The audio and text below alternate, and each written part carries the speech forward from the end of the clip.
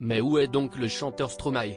Alors qu'il semblait enfin remis sur de bons rails après sa dépression et ses problèmes de santé mentale, le chanteur belge a fait une brusque rechute il y a quelques mois.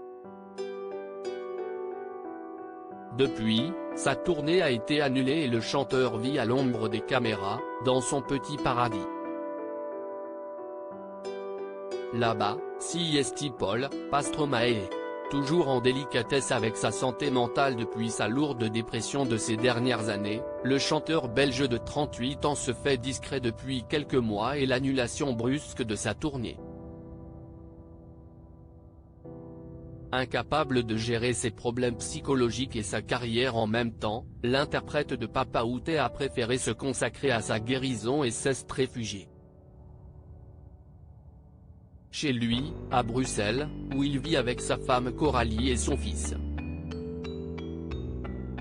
Selon Le Parisien, qui lui consacre en effet une série de portraits, s'y estime même plus précisément à Forest, commune bobo et métissée de la capitale que se situe son repère, un penthouse au dernier étage d'un immeuble. Entouré de ses proches, dont son épouse et son bambin, bien sûr, mais aussi de son frère Luc, également son manager, et ses producteurs, le jeune homme tente tant bien que mal de se remettre sur pied. Et il garde son état de santé très secret, comme le révèle toujours Le Parisien, ni Luc, ni son producteur, ni aucun de ses proches n'est autorisé à aborder le sujet avec les médias. Quant à ses voisins, ravis de connaître Paul, pas Stromae, pas question non plus de leur poser la question. Burn-out et dépression. Il a été absent pendant quelques semaines mais vient de rentrer. Je l'ai aperçu récemment.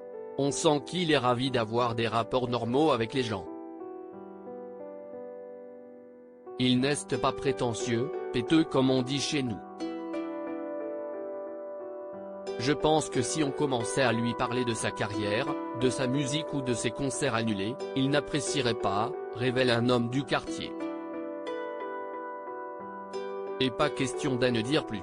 Pour rappel, Stromae avait connu un gros épisode de dépression après l'album Racine Carrée, une énorme tournée et un burn-out survenu en 2016.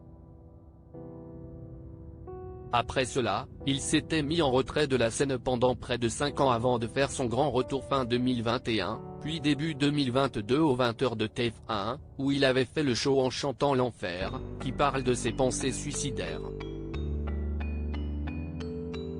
Désormais, l'heure est au calme et au repos. Et peut-être qu'après ce retour à la normale, il pourra enfin retrouver ses fans.